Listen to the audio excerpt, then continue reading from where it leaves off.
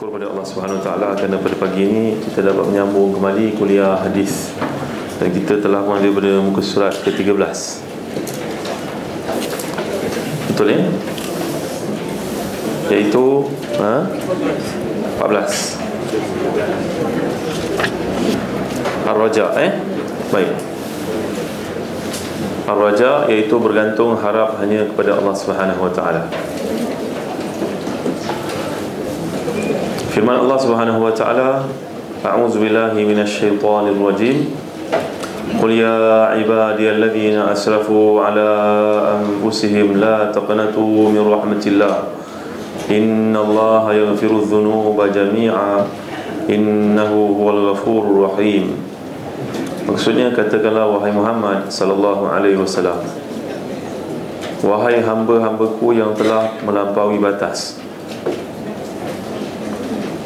terhadap diri-diri mereka, iaitu dengan perbuatan maksiat, janganlah kalian berputus asa daripada rahmat Allah SWT.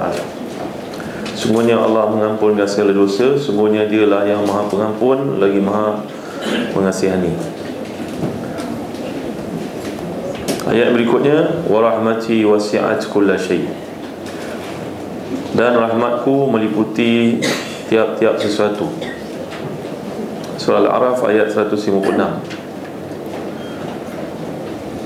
Imam Bukhari dan Muslim meriwayatkan daripada Ubadah bin As-Samit radhiyallahu anhu, beliau berkata, qala Rasulullah sallallahu alaihi wasallam, man syahida an la ilaha illallah wahdahu la syarikalah wa anna Muhammadan abduhu wa rasuluhu wa anna Isa ibn Abdullah wa inna Isa abdullah wa rasuluhu wa kalimatuhu alqaha ila Maryam wa ruhun min wal jannatu haqq wan naru haqq adkhalahu Allahul jannah ala ma kana minal amal.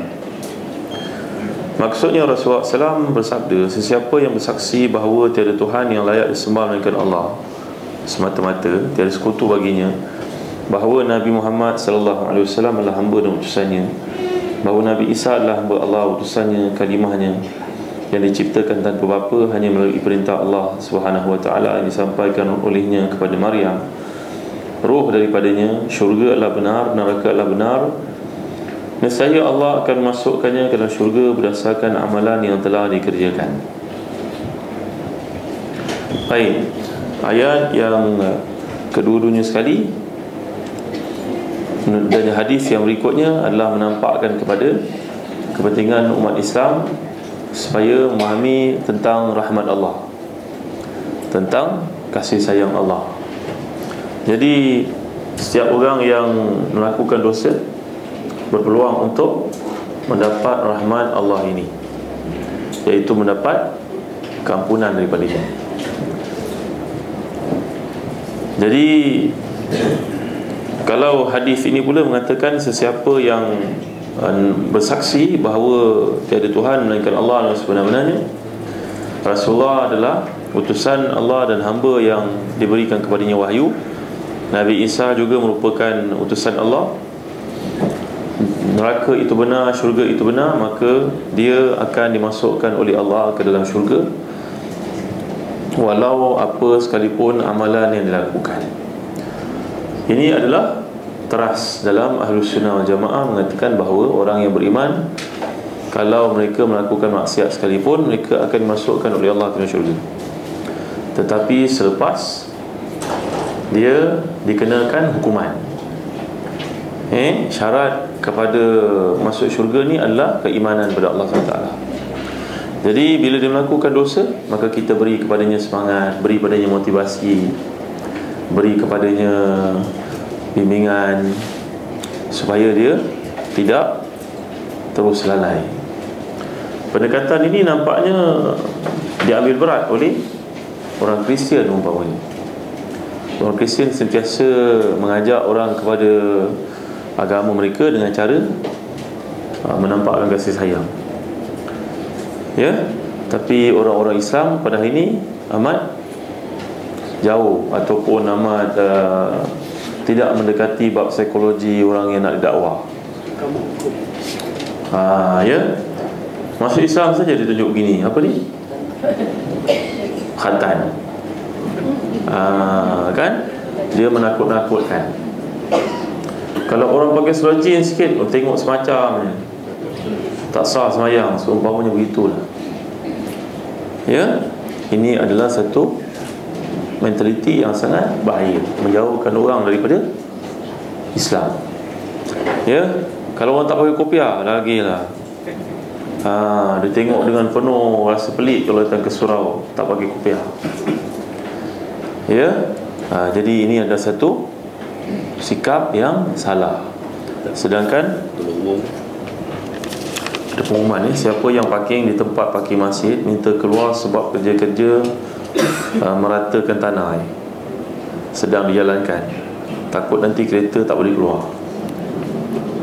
Siapa yang parking di tempat parking masjid kerana ada kerja penyelenggaraan, penyelenggaraan sedang dilakukan. Masjid kat sana dekat bawah tu. Ya. Baik, siapa yang parking sana tolong alihkan kenderaan.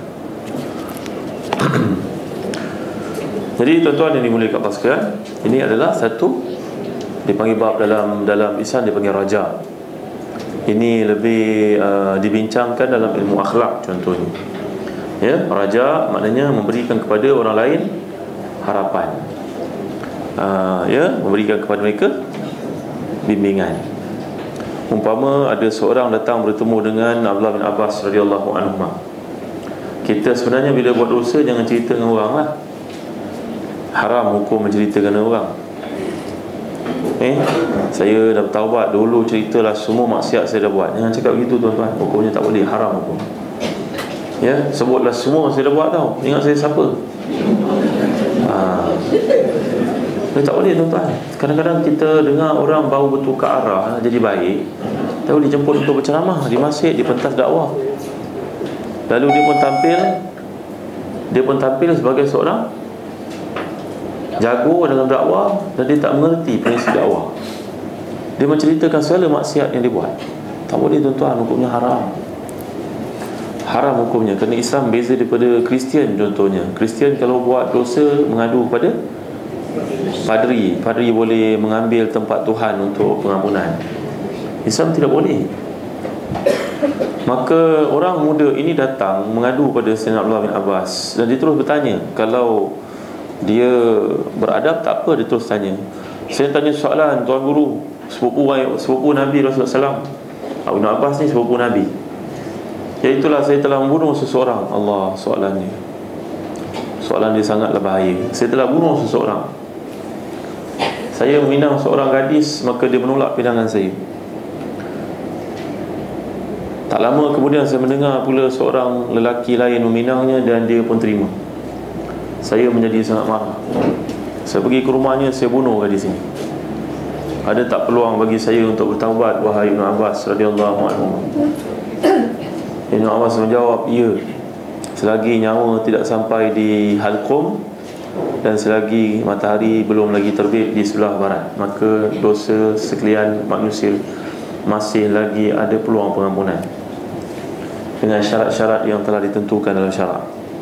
Taubat nasuha contohnya akan kita lihat selepas ini.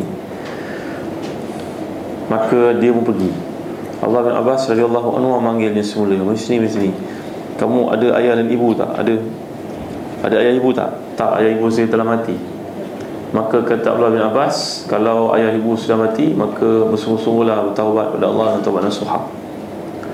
Kerana rupa-rupanya kalau ada ayah ibu tu, pengampunan pada dosa lebih senang berlaku. Buktinya dalam ayat ke-16 daripada surah Al-Ahqaf. Ulaika nataqabbalu anhum ahsana ma amilu wa natajawazu an sayyi'atihim bi ashabil jannah wa 'ala as-sirati alladhi kanu yu'adun. 16-17 surah Al-Ahqaf. Bahawa Allah SWT menceritakan manusia yang punya kelebihan ini, yang mendapat pengampunan di sisi Allah, adalah yang baik pada ibu bapa. Ya, jadi kita dalam hidup ni mesti beri kepada orang semangat, beri kepadanya sokongan, beri kepadanya bimbingan, beri kepadanya motivasi. Ya, kerana dalam Islam ada ruang namanya raja.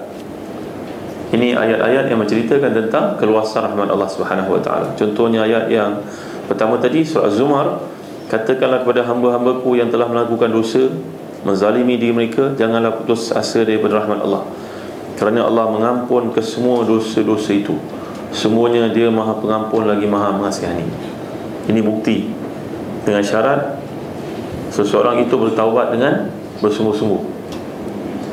Yang kedua pula, menunjukkan rahmat Allah meluasi segala-galanya. Jadi bila meluasi segala-galanya, tidak terkecuali siapa pun akan dapat pengampunan daripadanya. Hadis yang ketiga yang kita bacakan ni, yang pertama ni 1, 2, 3 dalam susunan ini, lebih-lebih lagi menampakkan rahmat Allah itu, bahawa orang ni melakukan apa sahaja dia tetap akan masuk syurga. Tapi kenalah kita faham, ia mesti diselesaikan daripada dosa-dosanya lalu. Ya, Imam Muslim meriwayatkan daripada Ubadah bin As-Samit radhiyallahu anhu, beliau berkata, qala Rasulullah sallallahu alaihi wasallam, man syahida la ilaha illallah wa anna Muhammadar Rasulullah haramallahu alaihi nar. Maksudnya Rasulullah SAW bersabda, siapa yang bersaksi bahawa tiada Tuhan yang layak disembah melainkan Allah, dan bahawa Nabi Muhammad sallallahu alaihi wasallam adalah utusan Allah, maka Allah mengharamkan neraka ke atasnya. Imam Muslim meriwayatkan daripada Abu Dzar radhiyallahu an, beliau berkata, qala Nabi sallallahu alaihi wasallam, yaqulu Allah azza wa jalla, man jaa bil hasanah falahu ashru amsalha wa azid, wa man jaa bi sayyi'ah fajazaa'uhu sayyi'atu mithluha aw aghfir, wa man taqarraba minni shibran taqarrabtu minhu dhira'a, wa man taqarraba minni dhira'an taqarrabtu minhu ba'a, wa man atani yamshi ataituhu harwalatan, wa man laqiyani biqurabil ardi khati'atan la yushriku bi syai'a laqituhu bimithliha maghfiratan. Nabi sallallahu alaihi wasallam sabda, Allah azza wa jalla berfirman, siapa yang mengerjakan satu kebaikan, maka baginya 10 kali ganda, dan aku tambahkan lagi. Siapa yang mengerjakan satu kejahatan, balasannya hanyalah satu kesalahan, atau aku mengampuninya. Siapa yang menghampiriku sejengkal, nescaya aku menghampirinya sehasta. Sesiapa yang menghampiriku sehasta, maka aku menghampirinya sedepa. Siapa yang datang kepadaku dalam keadaan berjalan, maka aku datang kepadanya dalam keadaan berlari. Siapa yang menghadapku dengan memikul dosa sepenuh bumi tanpa menyentuhkan aku dengan sesuatu, maka aku akan menemuinya dengan pengampunan sebanyak dosa-dosanya itu. Ya, ini ada satu hadis lagi yang menurut Imam Nawawi, maksud hadis ini ialah sesiapa yang menghampiri Allah dengan mengerjakan pelbagai ketaatan, maka aku akan menghampirinya dengan memberikan rahmatku. Jika dia memperbanyakkan ketaatan kepadaku, aku juga akan memperbanyakkan rahmatku kepadanya. Jika dia datang kepadaku dengan berjalan dan bersegera dalam mengerjakan taat kepadaku, aku akan datang kepadanya dalam keadaan berlari, iaitu aku segera mencurahkan rahmat kepadanya, dan aku tidak memerlukan banyak waktu untuk itu. Ini adalah satu lagi analogi, bandingan, nak bagi kita mudah faham. Ya, jadi datangnya Allah Subhanahu Wa Taala ni mengandungi makna datangnya rahmat Allah Subhanahu Wa Taala. Macam kita memperumpamakan lah, kan bangunan ni dibina oleh Sultan Pahang ni, masjid ni dibina oleh Sultan Selangor. Bukan berarti Sultan pergi pikul batu, pergi kat tiang, kan? Arahan ini datang dari atas ni. Atas mana atas? Makna menunjukkan kepada penguasaan, kekuatan, arahan. Ya, macam kita kata, bilik ni tak boleh dimasuki melainkan oleh kaki tangan sahaja.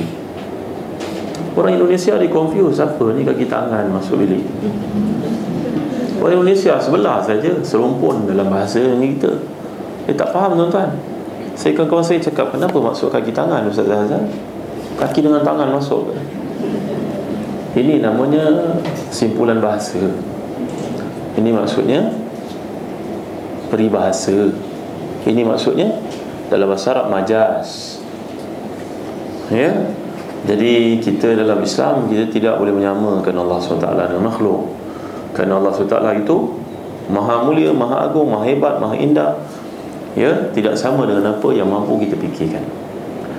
Jadi begitu juga dalam erti kata berlari, datang di sini bererti mengandungi maksud simpulan bahasa, peribahasa, kiasan, ya, dan sebagainya. Jadi perkara sedemikianlah yang banyak menjerat orang untuk bergaduh. untuk berselisih dan hanya pecah belah.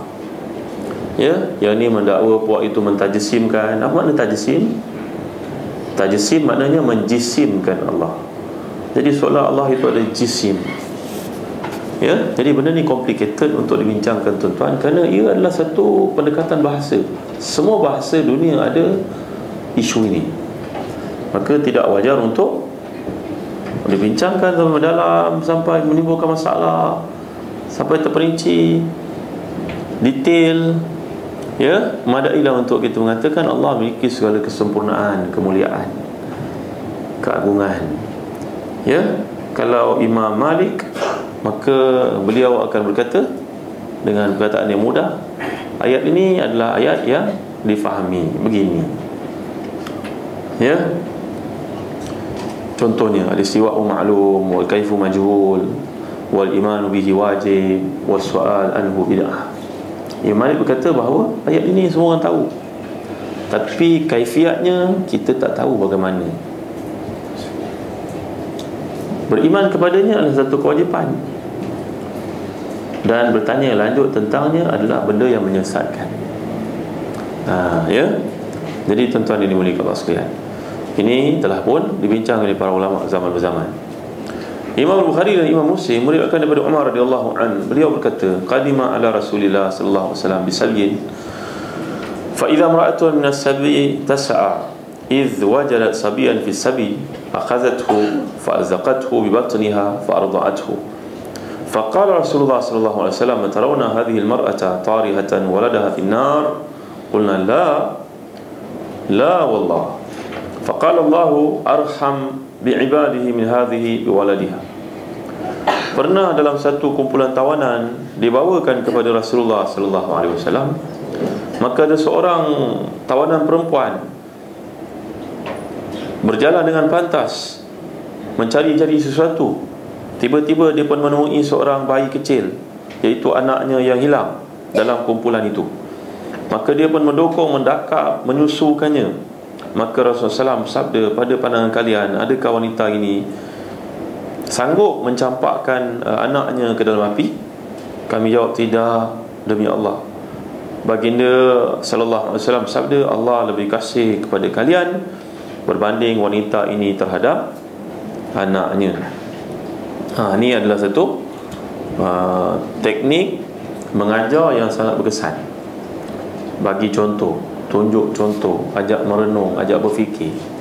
Ya, ini adalah pendekatan sang murabbi Rasulullah SAW yang sangat mesra dengan para penuntutnya, iaitu para sahabat. Ya, kalau Rasulullah SAW buat satu benda tu, Rasulullah tunjukkan. Kalau nak cerita kasih sayang dengan anak, umpamanya baginda SAW sendiri menjadi unta, seumpamanya begitulah, kepada cucu-cucu baginda sallallahu alaihi wasallam. Ya, Rasulullah SAW sedang sujud, datang dua orang cucu ni naik ke belakang, bermain-main belakang Nabi sallallahu alaihi wasallam. Ya, kalau Nabi nak gambarkan kasih sayang dengan orang muda, dalam hadis mengatakan Nabi panggil orang muda dan Nabi pegang dia sampai ketiak baginda masuk di bawah bahu orang muda ini, iaitu Abdullah bin Umar radhiyallahu anhu. Sampai Abdullah bin Umar mengatakan, rasa kemesraan baginda itu dengan aku, rasa kehangatan tubuh baginda itu mengalir dalam tubuh aku. Allahu Akbar. Hebat sekali Rasulullah SAW sebagai seorang murabbi, menunjukkan kepada kita contoh-contoh itu secara live, dia faham. Ya tuan-tuan. Jadi dalam hadis ini menunjukkan Nabi tunjuk depan mata, tengok ni orang ni bawa lagi anaknya, cari, hilang anak, tiba-tiba jumpa, peluk, cium, dakar, bagi susu lagi. Rasulullah SAW menggambar mereka, sanggup tak ibu ni ambil anak campak dalam api? Mustahil kan? Dia punya sayang mencari-cari dia, kelang kabut dia begitu, jumpa, dipeluk, ciumnya, tiba-tiba dia nak campak dalam api. Manakah mungkin? Maka Nabi sallallahu alaihi wasallam telah memberi kepadanya, beri kepada sahabat sekalian gambaran sayangnya wanita ini kepada baby dia. Allah lebih sayang daripada wanita ini kepada baby. Allah lebih sayang kepada sekalian manusia melebihi wanita tersebut terhadap anaknya.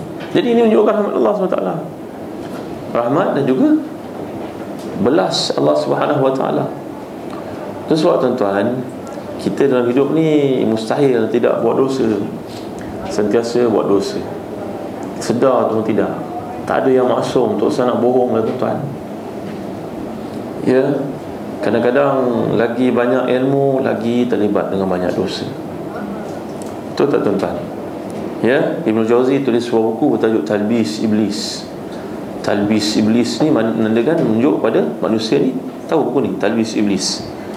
Satu buku yang menceritakan bagaimana manusia boleh tertipu dengan syaitan. Syaitan ni mencantikkan satu benda tu, nampak macam baik, dia pun buat. Lama-lama dia ditipu oleh iblis. Termasuklah orang alim dengan cara penipuan syaitan yang sangat penuh licik itu.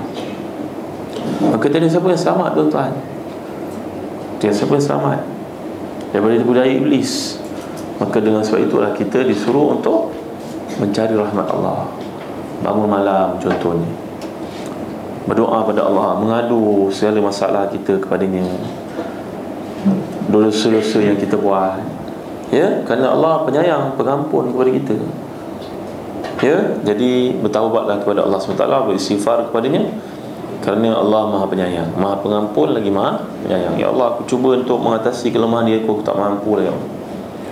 Aku belum mampu lah ya Allah. Mengadu kepadanya. Yang berikutnya, qala Rasulullah SAW, lamma khalaqallahu al-khalqa kataba fi kitabihi fahuwa indahu fawqa al-arsh, inna rahmati ghalabat ghadabi, wa fi riwayatin sabaqat ghadabi. Dalam sebuah hadis yang sahih yang lain daripada Abu Hurairah radhiyallahu anhu, beliau berkata, Rasulullah SAW telah pun bersabda, ketika Allah menciptakan sekalian makhluk, maka dia menulis dalam kitabnya yang berada di sisinya di arasy itu, semuanya rahmatku mengatasi kemurkaanku. Riwayat yang lain, rahmatku mendahului kemurkaanku.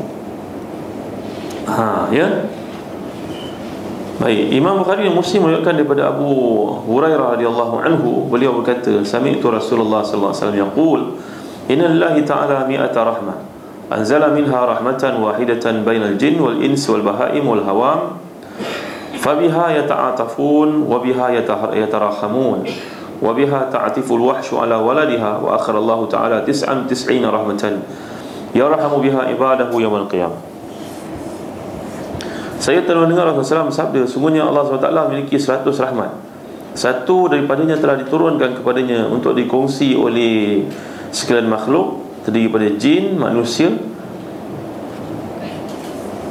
binatang dan juga serangga. Dengan satu rahmat itulah mereka membahagi-bahagikan, berkongsi, iaitulah mereka berlemah lembut, berkasih sayang, dan binatang buas juga mengasihani anaknya. Allah SWT menangguhkan 99 rahmat lagi, di mana dia akan berkasih sayang terhadap para hambanya, iaitu orang-orang yang beriman pada hari kiamat kelak. Masya Allah, satu yang ada ni pun semua kita sayang menyayangi sesama lain. Sampai harimau pun tidak makan anaknya, gajah pun tidak pijak anaknya, dengan satu yang dibahagi-bahagikan itu. Kalau macam tu, yang 99 lagi macam ni tuan-tuan, boleh tak dibayangkan? Tak terbayangkan. Maka inilah dia rahmat Allah SWT lagi yang meletakkan manusia ni dalam posisi yang sangat selamat, iaitu dia mesti mencari rahmat Allah ni. Dia mesti ada pengharapan pada Allah yang dinamakan sebagai raja tadi.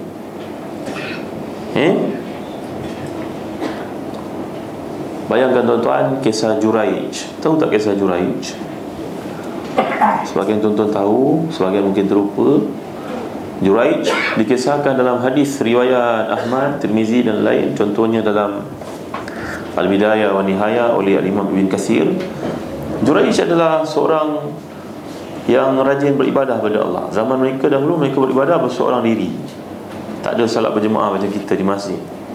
Maka duduklah di rumah ibadahnya, beribadah pagi, petang, siang, malam. Kuat beribadahnya Juraij ini. Maka ibunya datang memanggilnya. Assalamualaikum, wahai Juraij. Juraij sedang sembahyang. Dia terfikir-fikir nak tinggalkan sembahyang, nak menyahut Umi ke ataupun nak teruskan sembahyang. Hatinya berkata, teruskan sembahyang lah, nanti lepas sembahyang kau pergilah jumpa mak kau. Teruskan sembahyang. Ibunya panggil, dia tidak menyahut. Ibunya pulang, kecewa. Juraij tidak pula datang minta ampun daripada ibunya. Agaknya tempoh yang kedua tu dekat dengan yang pertama. Datang lagi ibu pada keesokan hari atau selepas itu, kita pun tidak tahu. Juraij masih lagi sembahyang. Kuatnya sembahyang si Juraij ini. Ibunya panggil lagi. Dia kata, tak apalah, nanti aku jumpalah ibu aku. Teruskan sembahyang. Masuk kali ketiga, ibunya datang. Ibunya merasa sangat terkilan dengan sikap Juraij. Maka ibu pun mendoakan. Apa doanya, tuan-tuan? Ya Allah, jangan matikan puteraku ini sampai dia diuji dengan perempuan. Sampai dia diuji dengan wanita. Maka Juraij pun telah didakwa oleh orang kampung. Ada seorang perempuan yang hamil tanpa suami. Maka perempuan itu mengatakan Juraij adalah suaminya, kerana dia sudah terlanjur. Dia tak tahu nak buat macam mana. Dituduhnya Juraij. Maka sekalian penduduk kampung datanglah memukul Juraij, mengherijnya, memukulnya. Ya, sampailah dia berkata kepada mereka, aku tidak melakukan, dan kalau kamu izinkan, benarkan aku sembahyang sunat 2 rakaat dan minta kepada Tuhanku dibukakan siapakah yang memfitnah ini, siapa bapa kepada baby ini. Maka Allah SWT telah makbulkan doa si wali Allah ni. Walaupun dia wali, tapi doa ibunya tetap kalah dia, tuan-tuan. Jangan main dengan doa ibu ya, tuan-tuan. Doa ibu sangat bahaya. Itu sebab kalau kita marah pada anak kita sekalipun, jangan kata benda-benda yang bukan-bukan benda ini. Kerana dalam hadis yang sahih mengatakan, kamu berkata perkara yang tidak betul itu tepat waktu penerimaan doa, maka boleh jadi dimakbulkan, lalu berlakulah perkara yang tidak elok pada apa yang anak kamu yang kamu doakan. La tad'u ala anfusikum wa la tad'u ala abnaikum wa la tad'u ala dawabikum. Jangan doa atas diri kamu, jangan doa atas anak-anak kamu, jangan doa ke atas kenderaan kamu. Doa ala dan masyarakat merujuk kepada doa kecelakaan. Masyarakat berbeza. Doa lahu dengan doa ala. Kalau doa lahu, doa keampunan. Kalau doa ala, doa kehancuran. Jangan doakan kecelakaan ke atas diri kamu, kepada anak-anak kamu dan kepada kenderaan kamu.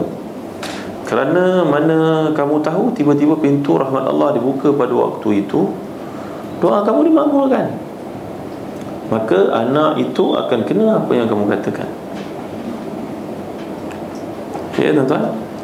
Maka Juraij pun meminta pada Allah, dan lepas sembahyang dia berdoa. Dia pun cakap pada baby itu. Ni salah seorang daripada baby yang boleh bercakap. Ada 3 orang kan, baby yang boleh bercakap kan. Salah seorang daripada Nabi Isa. Ini seseorang daripadanya. Mukjizat yang Allah beri kepada Nabi dan karamah Allah beri pada wali. Ya, lalu baby itu bercakap, bukan, ni bukan bapa aku. Bapa aku adalah gembala kambing kat sini. Barulah sekalian penduduk ini merasa tersilap memukul Juraij. Dan mereka pun merasa malu. Mereka berkata kepada Juraij, hai Juraij, kami minta ampun kepada kau, minta maaf, kami nak binakan untuk kamu rumah ibadah ini daripada emas, kerana nak mengatasi kesilapan yang kami lakukan kepada kau. Dia kata, tak payah, aku tak perlu dengan emas, aku perlukan apa yang hadis. Aku akan bangunkan semula untuk beribadah kepada Allah SWT. Jadi tuan-tuan, ini menunjukkan para ulama cerita banyak kesimpulan daripada hadis ini. Nombor 1, doa ibu bahaya. Nombor 2, kalau kita sedang buat ibadah sunat, ibu panggil, berhenti walaupun sembahyang. Dalam mazhab Syafi'i meletakkan kalau ibu panggil tengah sembahyang sunat, berhenti, sahut lagi baik. Nombor 3, orang ini walaupun dia seorang wali sekalipun, tapi bila kena doa ibu dia kalah. Dan nombor 4, Allah SWT pasti melepaskan walinya balik semula daripada himpitan kesusahan dunia. Allah mesti lepaskan. Kerana itu dia telah dipukul, lalu Allah pun menyahut panggilan dia, menunjukkan kepadanya, ibu kau penting, ibu kau sangat penting, dan ibadah yang kau pada aku ni ibadah sunat. Menjaga ibu kamu adalah wajib. Maka tuan-tuan, Juraij ini telah diselamatkan oleh Allah kerana, kata para ulama lagi, kesimpulan yang kelima daripada hadis ini, iaitu kerana kebenaran hatinya. Hatinya adalah seorang yang sangat sayang, rindu, cinta, apa lagi istilah yang tepat untuk digunakan, kepada Allah SWT. Maka dia seorang kekasih Allah, seorang wali Allah, maka Allah lepaskan dia. Dia seorang yang sangat benar dengan Allah dalam ibadah yang dilakukan.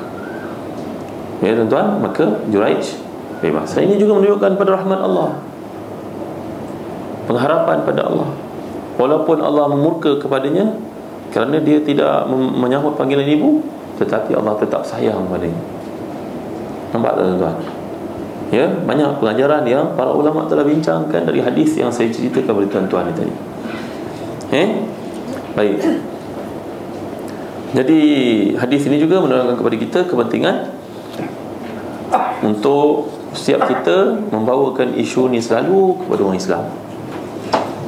Kalau ada kalangan kita yang telah pun melakukan dosa, cuba untuk mendekati, kita bawakan kepadanya motivasi-motivasi ni. Itu sebab dari sudut orang yang tertinggal sembahyangnya pada kebanyakan umur, lalu dia sedar, dia balik katalah pada usia 15 tahun, dia menyedari kesilapannya, usianya pada 40 tahun, dia hanya sembahyang Jumaat saja dengan hari raya. Kebanyakan sembahyang dia tak buat tuan-tuan. Maka dalam mazhab Syafi'i, Hambali baik, Syafi'i letakkan bahawa wajib qada balik. Wajib qada balik. Tapi bagaimana kita nak sampaikan kepada dia tuan-tuan, orang ni baru nak bertaubat. Betul tuan-tuan, baru nak bertaubat. Kita pun buat sini kalkulator. Kira 5 kali 365 kali dengan berapa? 15 campur 15 sampai 40, 25 kali 25. Dia tengok jangka tu dia betul ni.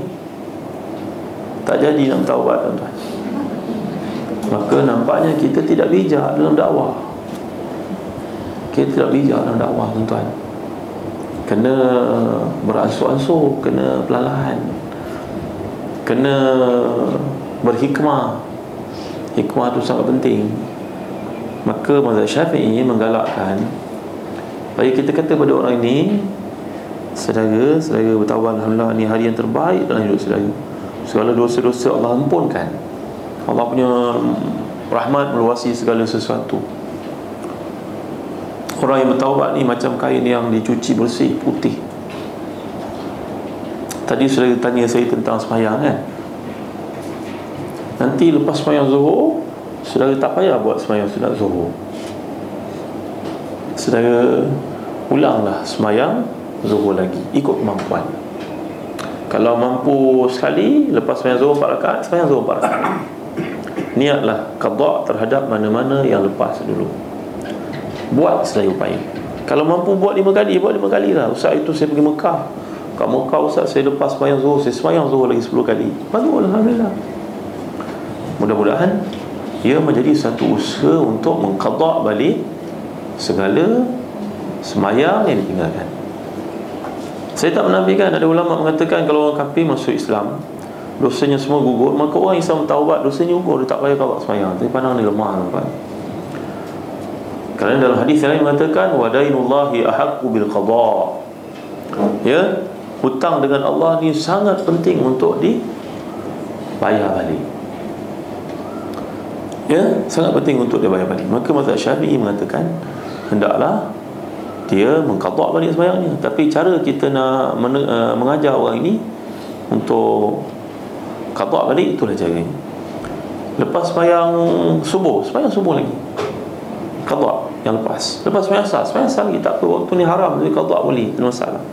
Itu yang dia mampu. Setengah orang mengatakan tak boleh, elak kalau waktu haram ini untuk sembahyang, ada pandangan itu. Tapi untuk qada dibolehkan, qada balik. Mana yang mampu? Ya, agak-agak nanti menimbulkan fitnah pula lepas sembahyang subuh, ada sembahyang subuh lagi ke? Orang tanya, janganlah sembahyanglah kat rumah atau sebagainya. Ini adalah cara bimbingan yang paling hikmah yang Tuan Guru saya tulis dalam buku beliau, ya, yang bertajuk Qada'ul Ibadat, oleh Syekh Dr. Nur Ali Samul Qudha dalam kajian beliau. Ya, ini adalah pandangan yang diperolehi satu hujah daripada Imam Nawawi dalam Majmu'. Maka hikmahlah kita dalam dakwah, tuan-tuan dimuliakan Allah sekalian. Jangan terlalu keras sangat, jangan terlalu longgar sangat. Ambillah tengah-tengah. Wabtaghi baina dzalika sabila. Ambil jalan pertengahan yang tidak menyusahkan orang dan tidak pula terlalu longgar pada orang. Baik, ya. Hadis yang berikutnya Imam Bukhari dan Muslim meriwayatkan daripada Muaz radhiyallahu anhu, beliau berkata, "Kuntu ridfan Nabi sallallahu alaihi wasallam ala himar, faqala ya Muaz, hal tadri ma haqqullah ala ibadi? Wa ma haqqul ibad ala Allah? Qultu Allah wa rasuluhu a'lam. Qala fa inna haqqallahi 'ala al-ibad ay ya'buduhu wa la yushriku bihi shay'a. Wa haqqul 'ibad 'ala Allah an la yu'azziba man yushriku bihi shay'a. Faqultu ya Rasulullah, afala ubashshirun nas? Qala la tubashshirhum fayattakilu." Saya berada di belakang Nabi SAW di atas seekor keldai. Baginda SAW telah bertanya, "Wahai Muaz, adakah kamu tahu apakah hak Allah ke atas para hambanya dan apa pula hak hamba kepada Allah?" Saya menjawab, "Allah Rasulnya lebih mengetahui." Baginda sallallahu alaihi wasallam menjawab, "Semuanya hak Allah ke atas para hamba ialah mereka wajib menyembahnya dan tidak menyemutukannya dengan sesuatu apapun. Sedangkan hak para hamba kepada Allah ialah dia tidak akan menyiksa sesiapa yang tidak menyemutukannya dengan sesuatu." Lalu saya berkata, "Wahai Rasulullah, boleh tak saya khabarkan berita gembira ini kepada manusia?" Baginda sallallahu alaihi wasallam menjawab, Jangan kamu khabarkan hal ini kepada mereka, lalu mereka akan bergantung harap pada rahmat Allah dan tidak mahu beramal." Hadis ini menunjukkan kepada kita tentang psikologi dakwah. Kita ada hadis yang kita boleh baca kepada orang awam, ada hadis yang kita tidak boleh bawa kepada orang awam, kerana persediaan minda mereka tidak cukup. Bila persediaan minda tak cukup, dia dengar satu hadis, dia terlupa yang lain, maka mereka akan memandang ringan. Betul tak tuan-tuan? Ini berlaku dalam semua aspek hidup kita. Kita ada perkara yang kita kena sembunyikan buat sementara waktu, sehinggalah fulan ataupun responden itu benar-benar layak, barulah kita boleh sampaikan.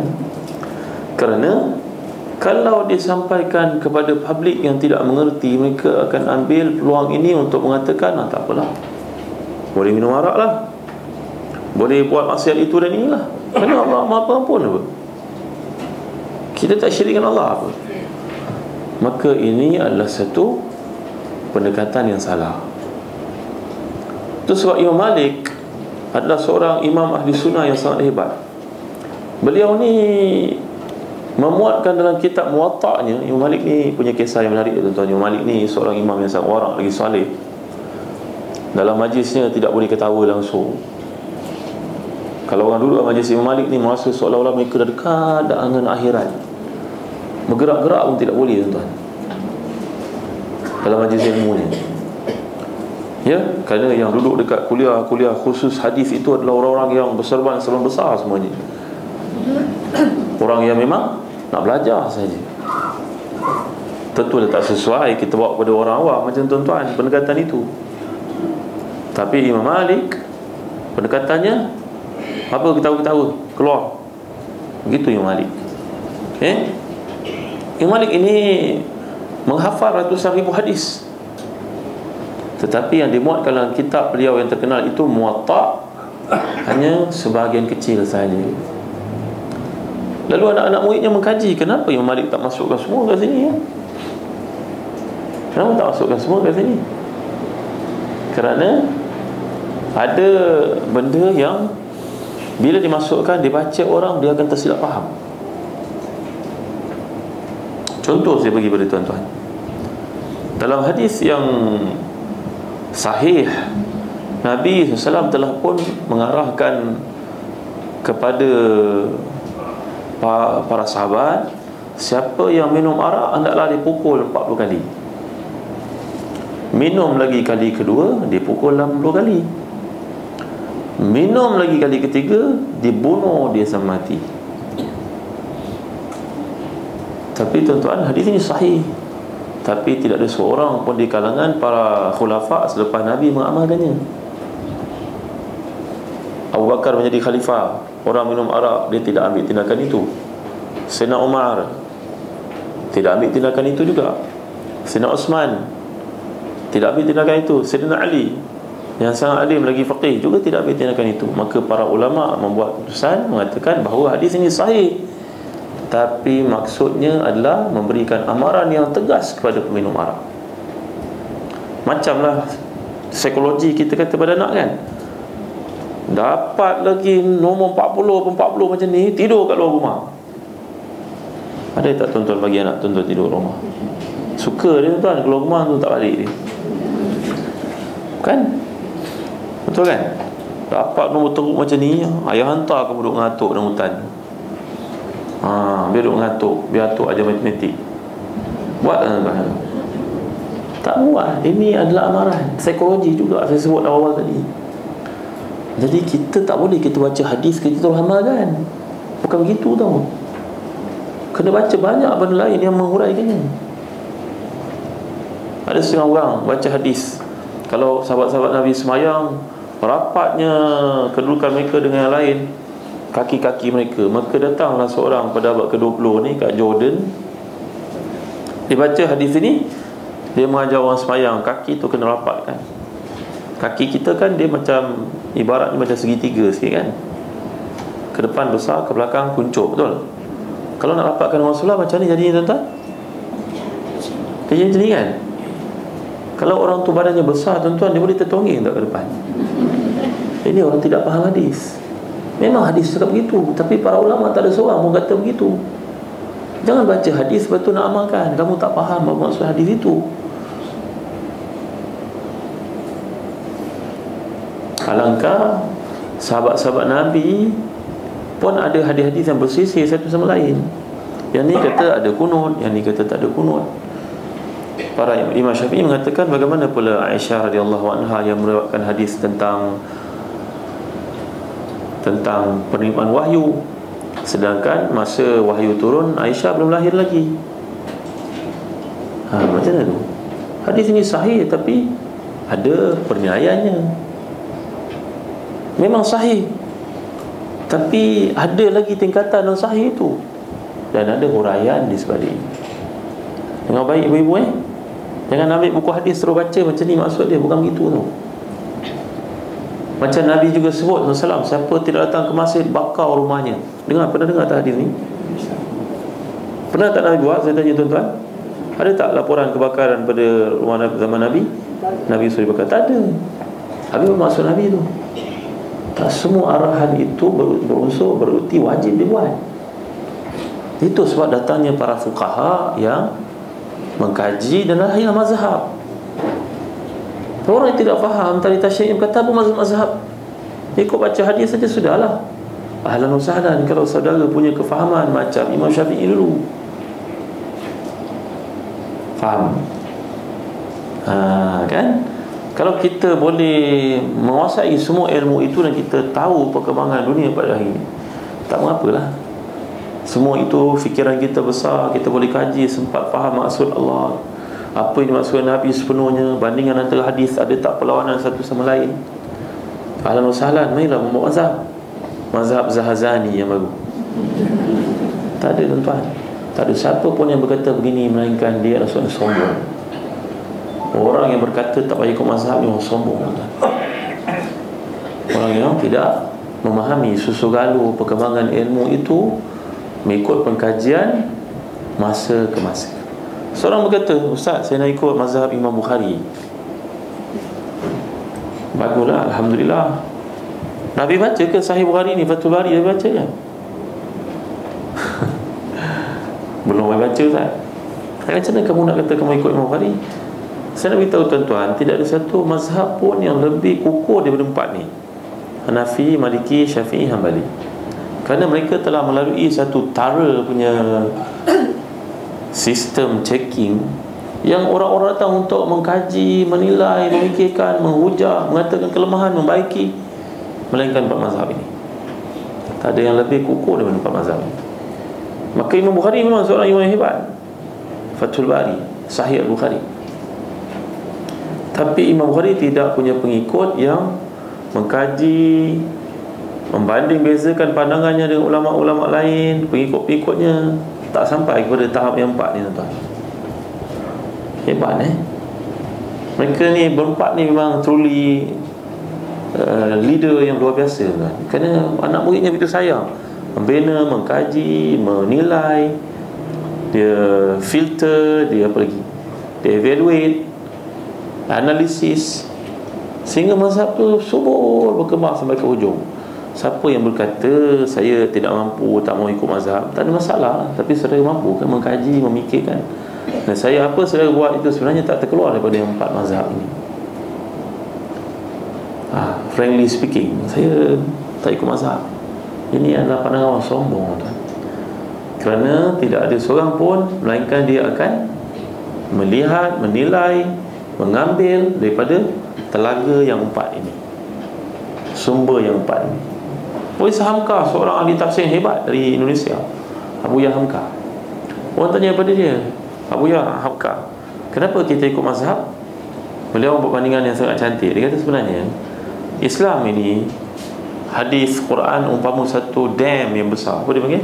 Empangan yang besar. Maka datang para ulama untuk membawa kemudahan kepada kita menapis air itu, membuat piping dan membawanya pergi ke tempat kita masing-masing. Kalau saudara mampu pergi ambil sendiri dekat empangan itu, pergilah. Faham maksud ni? Kerana khidmat yang telah diberikan oleh para ulama zaman berzaman ni adalah menapis, mengkaji, membawa kepada kita dalam keadaan air itu sudah pun dibersihkan, ditapis. Ya, saya sengaja bawa perkara ni kepada tuan-tuan di atas prinsip tadi, kerana terlalu banyak, Islam terlalu banyak. Tapi yang sampai pada kita dari sudut amalannya, kefahamannya, tak semua kita boleh bahaskan kat sini.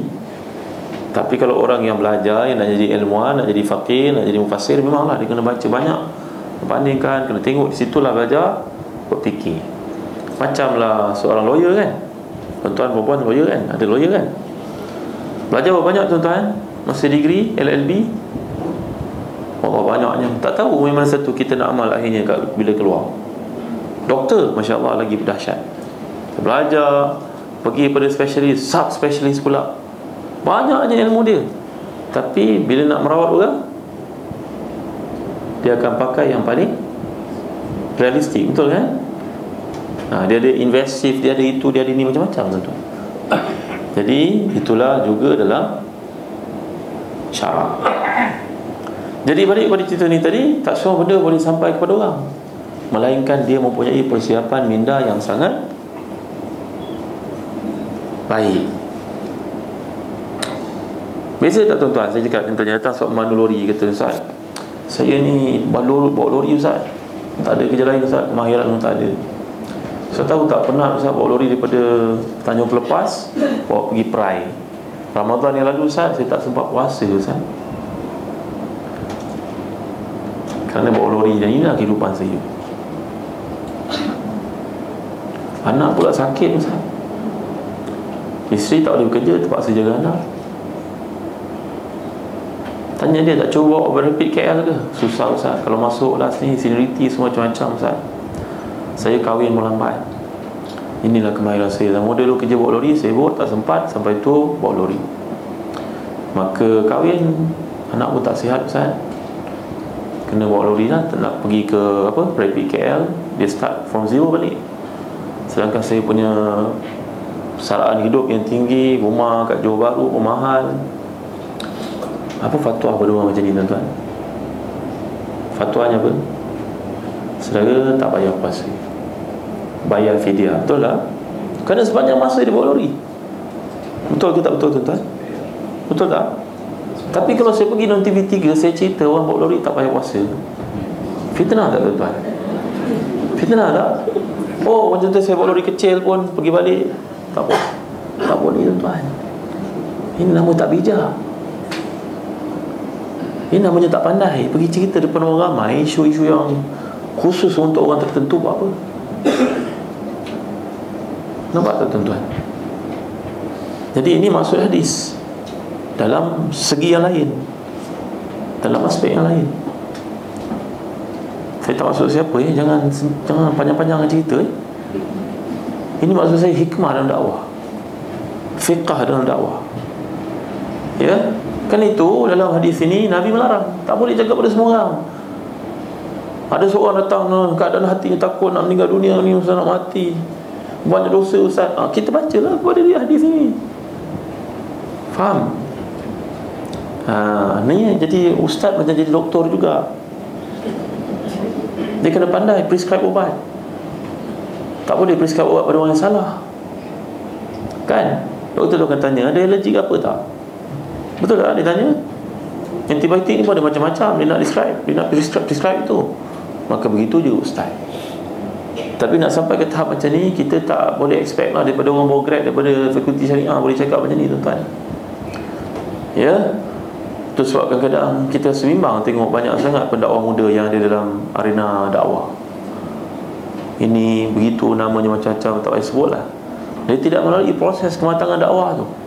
Ada sebagainya tak ada latar belakang fakulti syariah pun. Maka dia boleh muncul di khalayak ramai untuk mempersonakan orang dengan pandangan-pandangannya. Ada setengah tu mungkin latar belakangnya bukan Islam, lalu jadi orang terkenal dan orang bertanya kepadanya fatwa-fatwa. Mana mungkin dijawab tuan-tuan? Kenapa kita pergi tanya pada orang ini fatwa? Tak boleh. Dia pendakwah, dia bukan mufti. Nak jadi mufti ni macam nak jadi doktor pakar. Melalui proses-proses itu sampai crystallize dia punya ilmu dia, barulah dia layak untuk memberi fatwa. Ya tuan-tuan yang dimuliakan Allah sekalian, maka kita jangan keliru. Lagi satu masalahnya melihat daripada pakaian. Kena ada serban besar, kena ada jubah, kena ada selipang, boleh jadi ulama. Saya bertemu kat satu tempat tuan-tuan dalam Malaysia ini. Tempat ni agak jauh daripada orang, ada radio. Dia undanglah untuk jawab soal-jawab puasa sebelum Ramadan satu waktu dulu. Maka saya bergandingan dengannya. Lepas tu bila tiba sesi soal jawab dalam radio secara live ni, saya melihat dia jawab, mana pandangan dia pakai. Saya mengingat pakaiannya macam ulama, dengan serbannya, dengan jubahnya. Tapi jawapannya lain. Macam kita jadi doktor kan, doktor dia tahu kan macam mana tahu prescribe macam ni. Kabarnya orang balik daripada Russia prescriptionnya berbeza daripada tempat lain kan. Sampai doktor-doktor Kementerian Kesihatan pun rasa bimbang, gusar, tak mau hantar lagi ke Ukraine, ke Russia sebagainya. Betul kan? Prescribe-nya lain. Maka tuan-tuan, saya melihat lain, macam mana lain. Lepas tu kami minum, saya tanya pada dia, tuan-tuan ni macam mana jawab begini? Saya takkan dalam radio saya nak pangkah dia pula tuan-tuan. Akhirnya dia berkata, dia seorang technician rupanya. Dia seorang technician yang dipostingkan ke East, ke web, ke mana? East Malaysia, Malaysia Timur.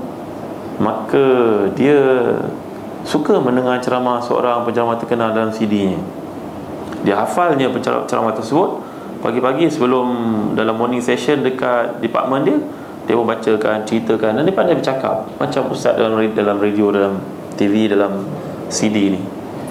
Dan orang-orang di tempat tersebut pun yang jauh daripada pembangunan masa seronok padanya, panggil dia ustaz. Dan lama dia pun berdakwah di masjid. Lama dia pun jadi terkenal. Lama dia pun masuk radio pula untuk jawab isu-isu agama.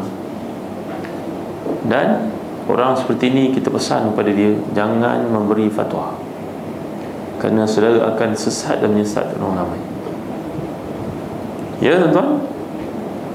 Maka masyarakat di tempat tersebut yang ada ustaz-ustaznya, saya pergi jumpa, saya cakap, ustaz-ustaz ni semua salah. Kenapa ustaz-ustaz salah? Semua tak nak menyampaikan, semua penakut. Akhirnya si jahil yang masuk dalam radio dan menjawab macam-macam isu masalah orang perempuan, lelaki dan sebagainya. Alangkah ramainya orang macam ni tuan-tuan di mana-mana tempat.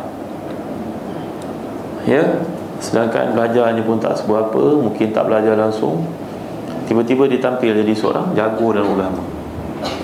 Ya, kerana agama ni orang mudah impress melihat orang pandai bercakap, buat orang ketawa banyak, itu bagus tu. Ya, maka ramailah pengikutnya. Tuan-tuan ini mulia Allah sekalian, maka hendaklah kita berhati-hati. Ya, dan ini mengajar kita konteks dakwah, dia tidak boleh menyampaikan semua benda yang dia belajar, kerana mungkin akan menyesatkan orang, mungkin akan menyebabkan orang memandang enteng, memandang mudah, dan akhirnya musibah yang besar berlaku kepada umat sejagat. Baik, selesai kita pada bab yang masuk pada bab tawakal. Tawakal maksudnya apa? Berserah. Orang Melayu pun guna perkataan tawakal, dan orang Melayu juga guna perkataan wakil. Wakil rakyat umpamanya. Kan?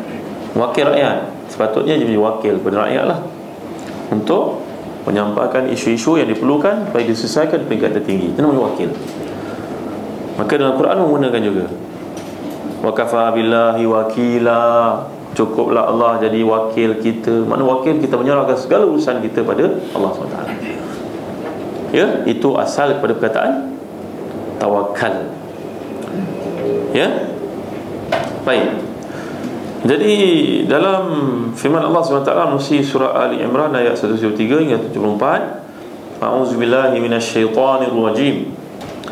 Alladzina qala lahumun nasu innan nasa qad jama'u lakum fakhshawhum fazadahum imana wa qalu hasbunallahu wa ni'mal wakil.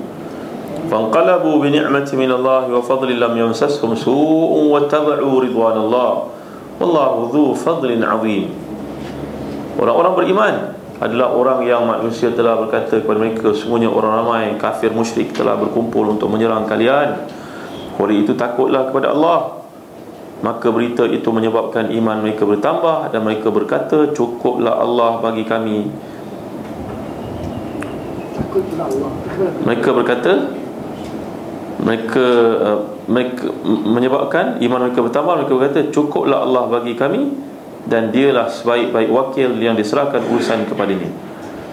Lalu mereka pun kembali dengan mendapat nikmat dan kurnia yang besar daripada Allah. Mereka tidak mendapat keburukan, luka ataupun kematian, serta mereka memohon keridhaan Allah, dan Allah memiliki kurnia yang sangat besar. Ya, ayat ini menceritakan tentang orang-orang beriman, iaitulah dalam, contohnya dalam perangan Badar. Bila umat Islam yang jumlahnya 300 lebih sedikit berkumpul untuk menahan kemarahan tentera musyrikun di medan Badar yang jauhnya lebih kurang 200 km ke selatan Madinah. Ya, keputusan dibuat secara syura untuk umat Islam pergi menahan kemarahan tentera kafir 200 km ke depan, kerana negara Madinah masih lagi lemah, belum kuat. Jadi kita kena melawan mereka kat luar. Kalau kita lawan bertahan kat sini, negara kita boleh musnah. Maka pergi cari tempat yang jauh daripada mereka. Maka kabar sampai kepada Nabi bahawa tentera kafir bilangan mereka 3 kali ganda. Takut tak tuan-tuan? Oh, takut tuan-tuan. Pada masa itu orang Islam hanya ada berapa ekor kuda saja. Yang banyak yang ada pedang berapa orang saja. Yang lain pakai pelepah kurma, pakai batu. Tuan-tuan ni, tentera musuh mereka establish, mereka kuat, dapat sokongan pula tu daripada orang kaya, hartawan ramai. Maka inilah yang dimasukkan oleh ayat, orang semua berkata, Muhammad tak payah lawanlah Muhammad, baliklah Muhammad. Mereka ramai Muhammad sallallahu alaihi wasallam. Tapi Nabi Muhammad telah berkata dengan zikir yang sangat mujarrab, namanya hasbunallahu wa ni'mal wakil. Ini juga ayat yang dibacakan oleh Nabi-Nabi Allah dalam kesukaran mereka. Contohnya datuk pada Nabi Muhammad SAW, namanya Ibrahim AS, juga baca doa ini bila dicampakkan ke dalam api oleh Namrud. Dinyalakan api itu dalam kisah-kisah dikemukakan di tafsir. Nabi Ibrahim pula bukan diletak situ dibakar ke dia, bukan tuan-tuan. Diikat Nabi Ibrahim, dia pakai lastik besar, lastik ke dalam api tersebut. Macam tu sekali. Api itu dinyalakan besar sampai seorang perempuan yang lumpuh pun berkata, kalau aku sembuh, aku pun nak bawa kayu api untuk bakar Nabi Allah Ibrahim. Begitu keji dan hinanya tuan-tuan. Masyarakat ni berhimpun dalam kesesatan tuan-tuan. Tak mustahil tuan-tuan ni. Boleh berlaku satu negara itu berhimpun dalam kejahatan. Contohnya macam Iran. Satu negara berhimpun dalam kejahatan tuan-tuan. Amerika, satu negara yang besar macam tu berhimpun untuk menghalangi orang lain sedunia. Kan tuan-tuan? Ya, maka begitu juga zaman Nabi Ibrahim ini, umat itu berkumpul semuanya untuk memudaratkan Nabi Ibrahim. Iaitu perempuan tua yang lumpuh ini pun berkata, kalau makcik pulih, makcik pun nak bawa kayu, sekurang-kurangnya dua, satu kiri satu kanan, pergi baling kat api itu, biar api itu membesar. Subhanallah. Lalu malaikat datang memberikan tawaran, tapi Nabi Ibrahim menolak dan mengatakan, ini urusan aku dengan Allah. Maka Nabi Ibrahim bacakan hasbunallahu wa ni'mal wakil. Cukuplah Allah bagiku, dan dia adalah sebaik-baik tempat kuserahkan urusanku kepadanya. Kita jangan serah urusan kita pada manusia tuan-tuan, kerana manusia ni pelupa, dan manusia ni pun kadang-kadang dia ada kepentingan lain tuan-tuan. Jangan terlalu berharap pada manusia. Betul kan, isteri-isteri kan, ibu-ibu yang mulia, dengan suami pun jangan harap sangat. Betul ni, harap pada Allah. Suami boleh bagi apa pada kita? Ya, yang beri adalah Allah SWT. Betul tak ibu-ibu? Ramai ibu yang kerjanya untuk rumah tangga beres semua. Dia jaga anak, dia jaga mak pada suami. Mak suami dia jaga. Dia jaga kebersihan rumah, dia pastikan ikan kat rumah cukup nak makan, untuk dimakan dan untuk ikan tu makan. Yalah, suami dia pilot, suami dia wakil rakyat, betul tak? Suami dia orang penting, suami dia businessman, suami dia banyak travel, dan macam-macam lagi. Dengan sebab itu kena bergantung pada Allah. Jangan bergantung pada manusia, bergantung pada Allah. Bergantung pada Allah. Nak bergantung pada manusia apa? Apa nak harap sangat pada manusia tu? Pupuk, bimbing dan juga pujuk diri kita. Aku tempat bergantung aku lah Allah SWT, bukan manusia.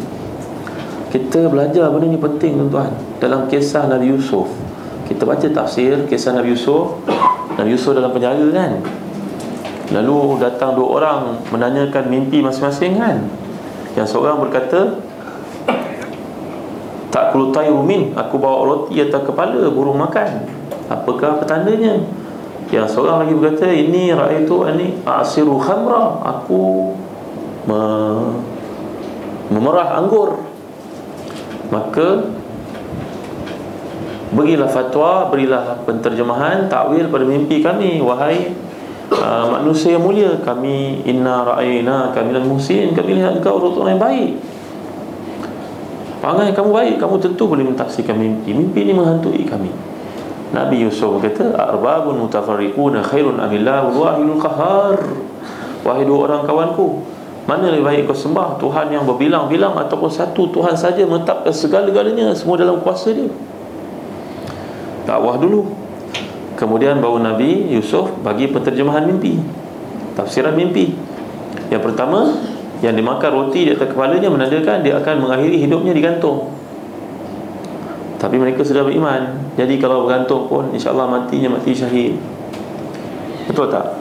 Yang kedua pula, yang kerjanya memerah anggur, engkau akan diambil oleh raja untuk jadi orang penting.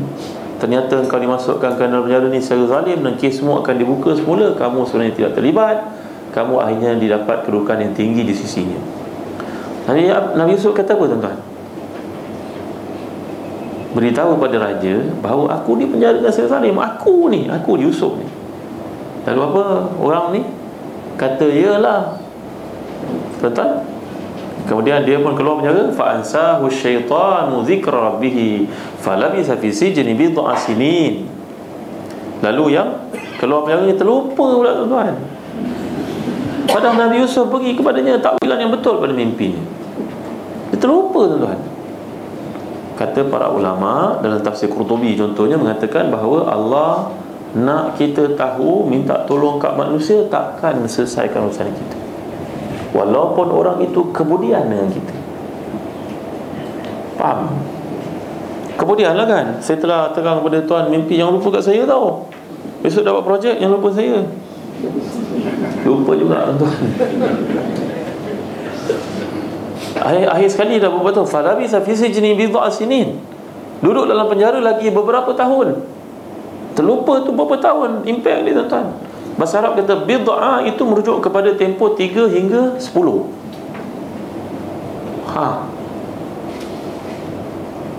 Nabi Yusuf berpisah daripada ayahandanya Yaqub, usianya 12 tahun. Dia jumpa ayahnya usianya 40 tahun. Berapa tahun tuan? Berapa tahun? Takkan nak pakai kalkulator juga. Dekat 30 tahun kan? 28 tahun. Subhanallah, hebatnya ujian seorang Nabi.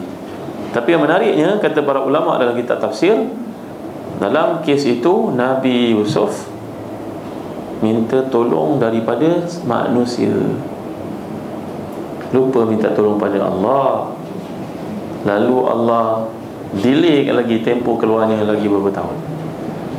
Berbeza dengan Nabi Ibrahim kan. Nabi Ibrahim datang malaikat nak bagi pertolongan. Ketika api dinyalakan, dia campak api, dan kata hasbunallahu wa ni'mal wakil. Nabi Yusuf minta tolong kepada manusia ini yang keluar, sampaikan kepada raja, aku di penjara sekali. Lupa. Akhirnya raja itu yang mimpi melihat sab'a bakaratin simani ya'kuluhun nasabun ijaf. 7 ekor lembu gemuk dimakan oleh lembu yang kurus kan. Lalu dia pun tanya-tanya semua orang, semua tak jawab. Barulah orang teringat, tuanku, ada seorang dalam penjara. Dia ni pernah takwilkan mimpi patik, dan takwilan itu betul. Siapa dia? Yusuf. Barulah Nabi Yusuf dibawa ke muka ke depan tuan-tuan. Tuan-tuan, ini nama tawakal. Jangan kita silap faham pula dengan cerita begini, oh Nabi buat kesalahan. Ini bukan dosa tuan-tuan. Nabi tidak berdosa, tapi ada percaturan yang mereka buat silap, tapi itu tak melibatkan dosa. Faham tak? Macam Nabi Muhammad SAW sendiri, Nabi dalam perang Badar, tawanan perang itu, Nabi merestui pandangan Abu Bakar dan jumhur para sahabat, iaitu mereka hendaklah menebus diri masing-masing, kerana umat Islam perlukan dana. Maka 70 orang yang ditangkap ini, kalau seorang dapat call lah, dapat apa? Berhubung dengan keluarganya ke Mekah, dapat bagi tebusan, lepas Islam dapat duit, betul tak? Jadi Nabi merestui pandangan Abu Bakar dan jumhur, majoriti para sahabat. Tapi Sayyidina Umar berkata sepatutnya 70 orang ini dibunuh saja. Lalu Allah turunkan ayat menegur Nabi dan mengatakan tindakan Nabi bersama dengan Abu Bakar membuat tebusan itu salah. Yang betul adalah keputusan Umar. Ini tak melibatkan pahala dosa, ini melibatkan kesilapan percaturan. Faham? Faham atau tak faham? Jangan kau pergi kempen kan pula Ustaz Hasan kata Nabi berdosa. Tak tahu. Dia ada dua, satu dosa, satu kesilapan. Kesilapan itu memang ada berlaku, kerana ia adalah manusia, lalu kelebihannya cuma Allah menegur selepas itu. Faham tuan? Alhamdulillah, baik. Jadi ayat ini menunjukkan kepada kita keperluan kita sebagai hamba menyerahkan urusan mutlak kita kepada Allah SWT. Dan buat yang terbaik, lepas tu serah pada Allah. Nak dapat urusan yang baik, cemerlang ni. Kau nak pergi sekolah agama ke nak pergi MRSM? Seorang agama ni hafal Quran, manusia yang kebenci ni pun hafal Quran. Terpulanglah kat engkau nak, kau dah buat yang terbaik, kau buat istigharah, minta pada Allah SWT. Kayak manusia ni budak-budaknya baik-baik, hafal Quran, tingkatan 3 dah 30 juzuk.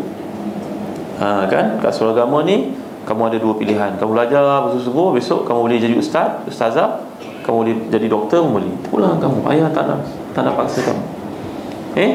Kita serahkan urusan kita pada Allah. Wahai isteriku, serahkan urusan kita pada Allah. Kerana anak kita orang yang baik, belajar sungguh-sungguh, biar dia buat urusan sendiri, lepas tu kita serah pada Allah urusan dia. Macam tu. Pernah seorang sahabat bawa untanya ke masjid, dia lepaskannya. Nabi, dia kata kepada Nabi, saya dah lepas, saya ikat, saya tinggalkan unta saya tawakal pada Allah. Nabi kata tak betul. Iqilha wa tawakkal. Ikat dulu, lepas tu baru tawakal. Kan? Ya? Macam kita pada ini, kunci kereta, bertawakal lah. Ya Allah, saya dah kunci kereta, kunci motosikal, saya pergi semayang, ya Allah, saya jumpa dengan Engkau, ya Allah. Jagalah harta saya dengan baik. Saya pergi kerja ke outstation, ya, saya serahkan urusan keluarga saya pada Engkau, ya Allah. Isteri saya ada kereta, dia ada lesen, dia ada mandu, saya serahkan urusan sepenuhnya urusan saya kepadamu, ya Allah. Macam tu usaha. Lepas tu tawakal pada Allah. Kalau berlaku juga benda yang tak ini, kita rida. Aku dah serahkan, saya dah buat yang terbaik. Takkan kita nak reverse ke belakang, manakah mungkin? Jadi wa tawakkal al-hayy alladhi la yamut. Ayat ini surah Al-Furqan. Dan bertawakallah wahai Muhammad kepada Allah yang maha hidup dan tidak mati. Ayat ini tujukan kepada kita sebenarnya. Nabi memang tinggi tawakalnya, tapi ayat ini menunjukkan kepada kita, Nabi, ayat ini turun untuk Nabi, sebenarnya untuk diamalkan oleh kita. Wa 'alallahi falyatawakkalul mu'minun, dan kepada Allah sahajalah orang-orang beriman itu perlu bertawakal. Fa idza azamta fatawakkal 'ala Allah, bila kamu telah membulatkan tekad untuk lakukan sesuatu, maka tawakkallah kepada Allah. Wa may yatawakkal 'ala Allah fa huwa hasbuh, sesiapa bertawakal pada Allah, sungguhnya Allah akan mencukupkan segala keperluannya. Lagi ayat, innamal mu'minuna alladhina idza dzukirallahu wajilat qulubuhum wa idza tuliyat 'alaihim ayatuhu zadatuhum imana wa 'ala rabbihim yatawakkalun. Sungguhnya orang-orang beriman itu ialah orang yang bila disebut nama Allah dan sifat-sifatnya, gemetarlah hati mereka. Dan bila dibacakan kepada ayat-ayatnya kepada mereka, maka menyebabkan iman mereka bertambah, serta mereka hanya bertawakal kepada Tuhan mereka sahaja. Ya, orang beriman ni bila dengar ayat Allah, hatinya gemetar, takut, rasa macam tunduk, mengalir air matanya bila dengar ayat Allah. Ni tanda hati itu hidup. Ya, hati yang hidup ni bila baca ayat Allah, dia rasa macam sejuk je, tenang je, seronok je, dan rasa dekat dia dengan Allah SWT. Ini orang yang hatinya hidup. Ya tuan-tuan, Imam Bukhari dan Muslim meriwayatkan daripada Ibnu Abbas radhiyallahu anhu bahawa baginda bersabda, qala sallam uridat ayyal umam fara'aitu an-nabiyya wa ma'ahu rahit wa an-nabiyya wa ma'ahu rajul wa rajulani wa an-nabiyyu laysa ma'ahu ahad idh rufi'a li sawadun 'azim fa dhanantu annahu ummati fa qila li hadha Musa wa qaumu walakin انظر ila al-ufuq fa nadhartu fa idha sawadun 'azim fa qila li انظر ila al-ufuq al-akhar fa idha sawadun 'azim fa qila li hadhihi ummatuk ومعهم 70,000 يدخلون الجنة بغير حساب ولا عذاب ثم نهض فدخل منزله فخاض الناس في أولئك الذين يدخلون الجنة بغير حساب ولا عذاب فقال بعضهم فلعلهم الذين صحبوا رسول الله صلى الله عليه وسلم وقال بعضهم فلعلهم الذين ولدوا في الإسلام ولم يشركوا بالله وذكروا أشياء فخرج عليهم رسول الله صلى الله عليه وسلم فقال ما الذي تخوضون فيه فأخبروه فقال هم الذين لا يرقون ولا يسترقون ولا يتطيرون وعلى ربهم يتوكلون فقام عكاشة بن محسن فقال ادعوا الله أن يجعلني منهم فقال أنت منهم ثم قال رجل آخر فقال ادعوا الله أن يجعلني منهم فقال سبقك بها عكاشة. Hadis yang panjang menceritakan kepada kita tentang orang yang bertawakal kepada Allah punya kelebihan masuk syurga tanpa hisab. Iaitulah Rasulullah sabda, pernah diperlihatkan seluruh umat kepada saya, di mana saya melihat ada Nabi bersamanya sekumpulan manusia kurang dari 10 orang. Seorang Nabi bersama 2 orang manusia, dan seorang Nabi tiada sesiapa pun bersama dengannya. Tiba-tiba sekumpulan besar manusia diperlihat kepada saya. Saya kira ini adalah umat saya. Lalu dikabarkan kepada saya, bukan, ini adalah umat Nabi Musa. Tetapi saya lihatlah ke arah yang lain. Saya pun melihat ke sana, di situ ada sekumpulan manusia yang besar. Di sana sekumpulan manusia, dikatakan kepada saya, inilah umatmu. Dari kalangan mereka terdapat 70,000 orang yang akan masuk syurga tanpa hisab, tanpa diseksa. Kemudian baginda bangun dan masuk ke dalam rumahnya. Orang ramai mula berkata-kata tentang golongan yang masuk syurga tanpa hisab dan diseksa itu. Sebagian mereka berkata, boleh jadi mereka adalah orang bersahabat dengan Nabi SAW. Sebagian lain berkata, boleh jadi mereka adalah orang yang lahirkan dalam Islam dan tidak pernah menyekutukan Allah. Mereka menyebut berbagai kemungkinan lain. Lalu Nabi pun tampil dan bertanya, apa yang kalian katakan? Mereka pun beritahu tentang topik perbincangan mereka. Maka Nabi bersabda, mereka adalah orang yang tidak pernah menjampi dan tidak pernah minta untuk dijampi, tidak melakukan tilik nasib, dan bertawakal kepada Allah sepenuhnya. Lalu Ukashah bin Mihsan pun berkata, wahai Rasulullah, doakanlah agar Allah menjadikan saya sebahagian daripada mereka. Maka Nabi pun menjawab, kamu sebahagian dari mereka. Tampil pula seorang lelaki lain dan berkata, doalah juga wahai Rasulullah kepada Allah supaya saya pun termasuk di kalangan itu. Jawapan Nabi, Ukashah telah mendahuluimu. Ya, tuan-tuan, ini adalah cerita tentang beberapa perkara. Para ulama buat kesimpulan bahawa yang akan diperlihatkan di akhirat kelak ada Nabi dengan umat masing-masing. Ada Nabi yang ramai pengikutnya, ada Nabi yang tidak ramai pengikutnya.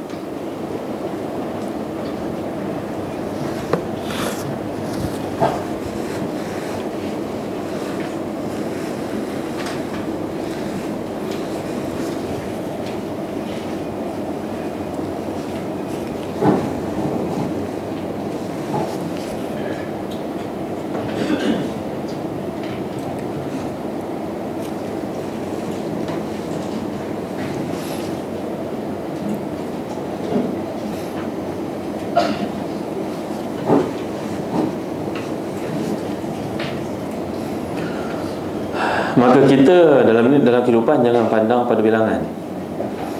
Ramainya orang mengikut orang ini. Apa gunanya tuan-tuan kalau yang diikut itu bukan orang yang sesat, tuan-tuan? Jangan dikira pada bilangannya. Kerana yang disebutkan dalam hadis Nabi ini, ada Nabi yang tidak mempunyai pengikut langsung. Kita selalu tertipu dengan bilangan yang banyak. Dan sebahagian daripada manusia mengukur tanda kejayaan pada bilangan. Wah, ni ramai orang ikut, mana betul lah ni? Tidak, tuan-tuan. Bukan itu ukuran di sisi Allah SWT. Ya, kita ikutlah kebenaran itu sebagai kebenaran. Dan yakinlah kita bahawa orang mengikut Nabi SAW ini adalah orang yang benar. Dan Islam ni jelas, tuan-tuan. Kalau datang kepada kita satu pendekatan yang berbeza, yang pelik, sedangkan apa yang telah diajar kepada kita zaman berzaman berbeza daripada itu, tuan-tuan, kita wajar bertanya, kenapa begini ya? Adakah ini caranya untuk mendekatkan diri kepada Allah ya? Saya tak pernah belajar dan saya tak pernah dengar pun. Dan ustaz-ustaz yang pulang dari Timur Tengah tak pernah mengajar kami macam ni. Ya, tuan-tuan, tiba-tiba nanti kita akan melihat ada kalangan mereka berkata ini hanya diketahui oleh orang tertentu saja. Maka tuan-tuan, hendaklah kita beriltizam dengan benda yang benar. Islam ni bukan ikut-ikutan, tuan-tuan. Dan Islam ni bukan permainan, tuan-tuan, bukan bahan untuk bermain-main. Ya, yang sekarang ni orang sibuk pula bercerita menghayati Allah dengan berjoget, menari dan sebagainya. La ilaha illallah Muhammad Rasulullah. Ya, apakah dengan Islam kita nak main-main dengan Allah, tuan-tuan? Kasihannya umat kat luar sini. Boleh datangkan berbagai-bagai dalil, berbagai-bagai hujah ulama itu dan ini. Tapi kalau kita kembali kepada Rasulullah SAW, benda ini tak pernah dilakukan, kenapalah dibuat, tuan-tuan? Dan tak masuk akal lah, tuan-tuan. Dan senara dengan kat situ kitab-kitab yang mengatakan kebenarannya, yang sebahagian besar adalah penyenaraian tersebut adalah satu kepalsuan, tuan-tuan. Ulama itu tidak kata pun seperti itu. Tapi inilah Dajjal hujung zaman, tuan-tuan, yang nak menghalalkan pandangan-pandangannya, lalu mengemukakan hujah-hujah yang boleh bermain-main dengan akal orang-orang awam. Dia bawakan pula contohnya Turki dulu zaman Osmani, ulama-ulama Turki semuanya berjoget seperti itu. Dusta, tuan-tuan. Dusta. Memang Imam Al-Fatih itu ada ikut tarikat, betul. Tapi tarikat pada zaman itu adalah tarikat yang benar, tuan-tuan. Dan zaman menuju ke penghujung, ke zaman kejatuhan kerajaan Islam Osmaniyah, start zaman itulah orang menari, tuan. Ya, tolong jangan buat kepalsuan, menimbulkan fitnah kepada orang yang lemah akalnya, yang tidak ada peluang untuk membaca, mengkaji. Ya, maka kita bimbang ke mana pergi umat kita pada hari ini. Makin jadi tak betul lah, tuan-tuan. Ya, salah agama ni jadi bahan olok-olokan, jadi bahan mainan. Patut ingat Allah, ingat pada akhirat, bukan ingat Allah boleh seronok-seronok macam tu, tuan-tuan. Ya, mengatakan bahawa ada kalangan sahabat Nabi yang berjoget seperti itu.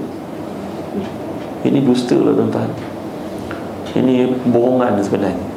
Tak kira siapa sekali yang kata sekalipun, tuan-tuan, boleh kat kesalahan. Tapi agama ni diikut nas, dan sikit sebanyak dipengaruhi juga oleh akal kita untuk fikir macam ni ke ingat Allah. Ya. Jadi balik kepada kisah ni tadi, Nabi menggambar berita di akhirat besok ada Nabi yang ramai pengikut, Nabi yang tak ada pengikut. Ada Nabi yang seorang saja pengikut. Ya, dan apakah kita nak katakan Nabi itu tak pandai berdakwah? Kalau kita kata Nabi itu tak betul, yang ikut Abu Lahab, Abu Jahal pada zaman itu yang betul pula? Ya, maka inilah yang Nabi telah gambarkan. Nabi melihat dengan penuh pengharapan, nampak ramai umat aku ke? Bukan, itu umat Nabi Musa rupanya. Tiba-tiba datanglah umat Nabi yang jauh lebih ramai masuk syurga, dan 70,000 telah mendapat kelebihan masuk syurga tanpa hisab. Ya, maknanya begitu mudah mereka punya perkiraan. Para sahabat berbincang-bincang, berkata sama mereka, agaknya ini adalah sahabat-sahabat Nabi. Yang lain pula mengatakan ini adalah yang lahirkan agama Islam dan tidak syirik pada Allah.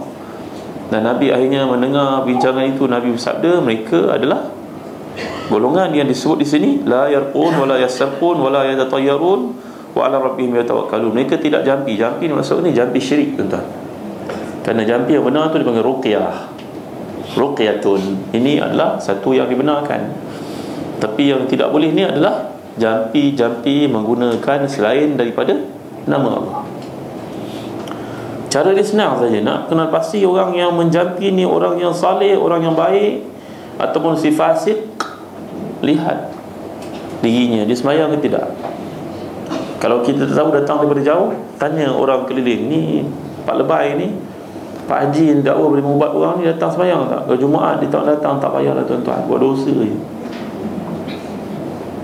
Ya, kita nak dapatkan rawatan macam juga nak dapatkan rawatan ke hospital, kita cek dulu doktor yang akan merawat kita, apa latar belakangnya, keahliannya, specializationnya bidang apa, bukan?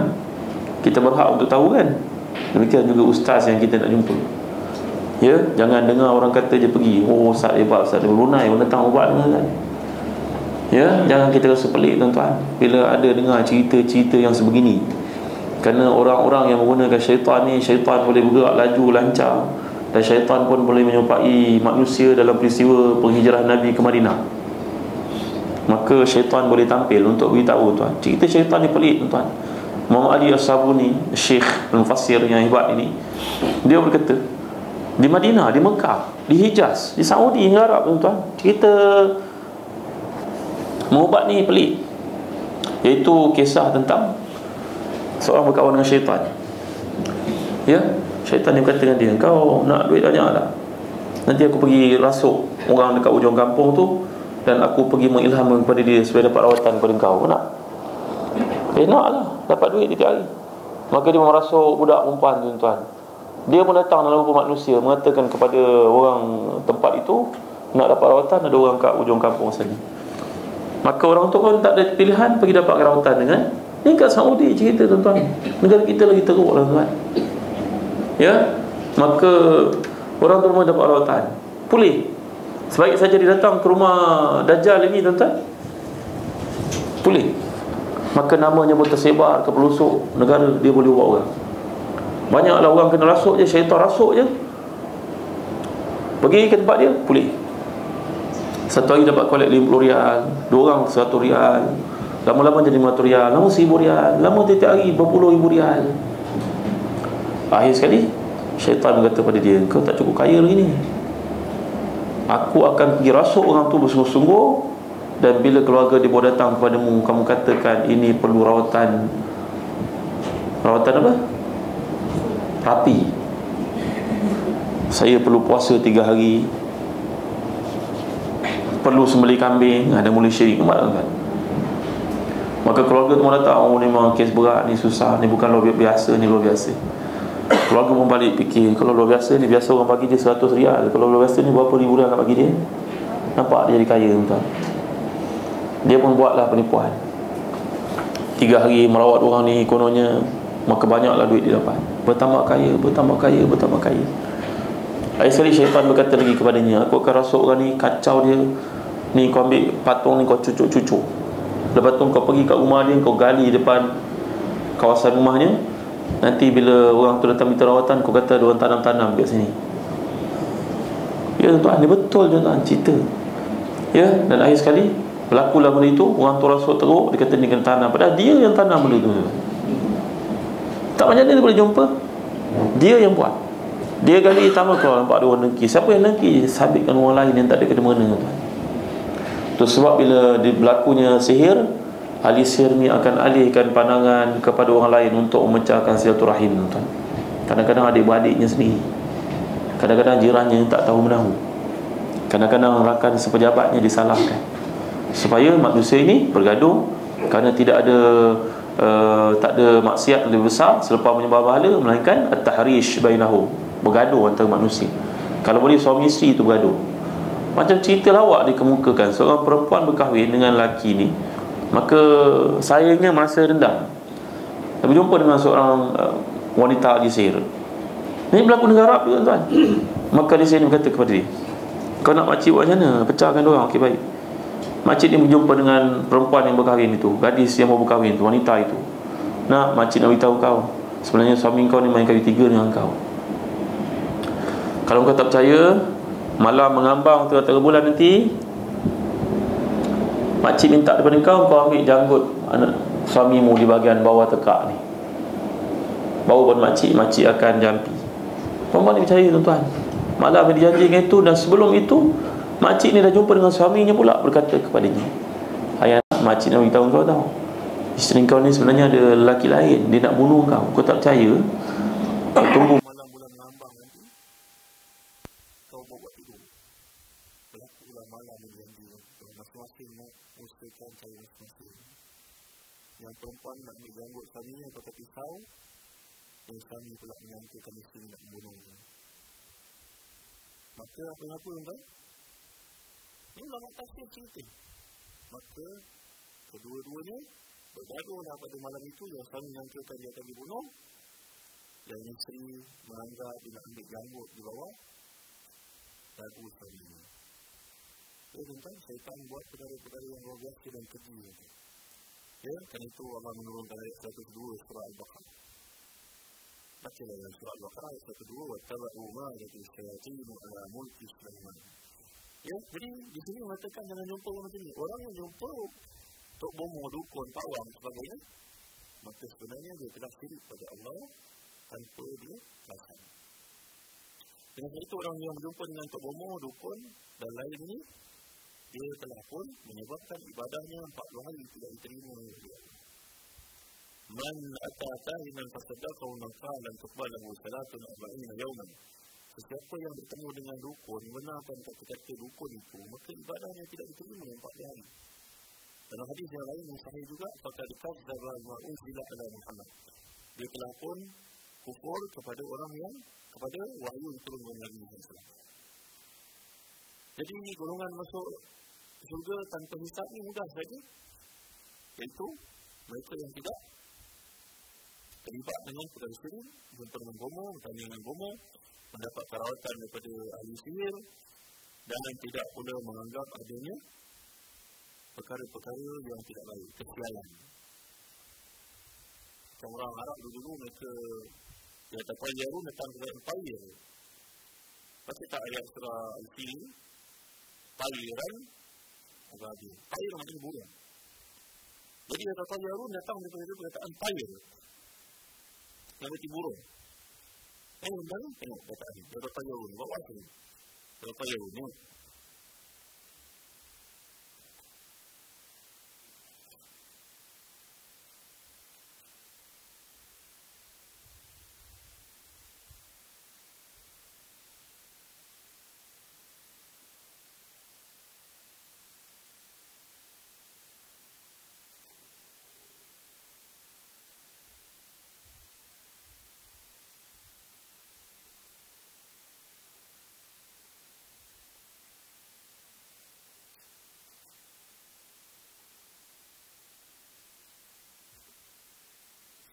Ini yang terpayarun datang perkataan tayr, jamak dia tuyur. Plural dia tuyur. Tuyur namanya apa? Burung-burung. Karena orang Arab dulu, dia nak musafir, dia buat apa macam tu? Tahu tak? Dia lepaskan burung. Kalau burung tu terbang belah kanan, boleh. Kalau burung tu terbang belah kiri, tak boleh. Ada sial. Kalau terbang ke tengah, confused. Lepas lagi sekali. Ada ke? Jadi ini adalah bukan mengatakan tayr burung. Orang Arab dulu nak mengatakan daripada burung terbang kiri terbang kanan. Maka inilah asal perkataan jaga tayyarun. Dia memang ada sial.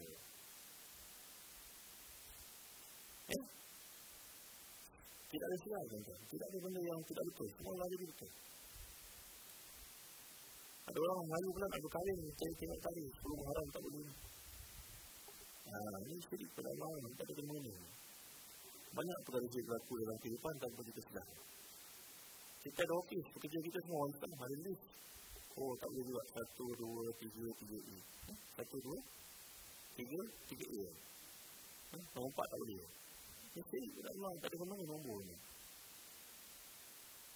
Tapi orang sini hanya dia pergi ke Dubai. Pandai juga dia ikut juga negara Arab di Dubai. 1, 2, 3, 4. Wahid Arba'ah, Salasah Arba'ah. Wahid Senan, Salasah Arba'ah. Tak ada. Salasah A, tak ada ni. Dia bangsa yang dominan ni kuat. Orang putih ada 1, 2, 3 A. Kan mereka US. Putih tu. Ini bangsa yang lemah. Bangsa yang lemah. Dia tak percaya pada diri sendiri. Dia percaya pada nombor, percaya pada feng shui. Kan? Ikut-ikut dengan orang lain, pelik lah kan? Ini kan bangsa kita ni, bangsa yang lemah. Dia mudah dicatul orang lain. Jadi ini semua syirik pada Allah. Menganggap adanya kesialan pada angka, ini syirik pada Allah. Sampai hari ni orang bertanya pada saya, mak saya tak boleh kahwin tadi ni. So mak kamu ni tak boleh. Jangan buat syirik pada Allah. Kalau kita mengenal. Nak buat rumah, tengok tari yang tepat. Tak ada kena mengenal. Ada duit tak buat. Tidak ada benda-benda sial dalam hidup ini. Wa'ala rabbihim yatawakkalun. Jadi orang yang bertawakal pada Allah sepenuhnya, mereka adalah orang yang masuk juga tanpa hisab. Orang yang berikut nombor ni tak masuk dalam golongan ini. Dan menganggap adanya kesialan pada hari, pada waktu sebagainya tak masuk dalam hidup begitu. Buktinya apa Nabi sebut ni tadi? Bukan sahabat kata Nabi doa saya daripada kalangan mereka. Nabi kata kau tak masuk ni. Datang suatu kata Nabi doa saya, Nabi tak terima doa yang kedua. Para ulama menjelaskan orang yang kedua yang tidak nyatakan nama dia terlibat dalam hal itu. Kerana ulama katakan dia golongan munafik. Lalu metodologi para ulama jangan menyebut nama-nama orang yang tidak baik. Jadi tidak disebut nama lelaki yang kedua. Sedangkan yang pertama Ukasa disebut nama. Nampak? Jadi tuan-tuan, hati-hatilah kita jangan terlibat dengan benda ini kerana ia menafi tawakal kepada Allah. Ya, ia menafikan tawakal kepada Allah bila kita menganggap ada faktor-faktor lain yang mempengaruhi. Baik, mana? Jadi, cukup setakat dulu. Allah sallallahu alaihi wasallam. Alhamdulillah. Assalamualaikum warahmatullahi wabarakatuh.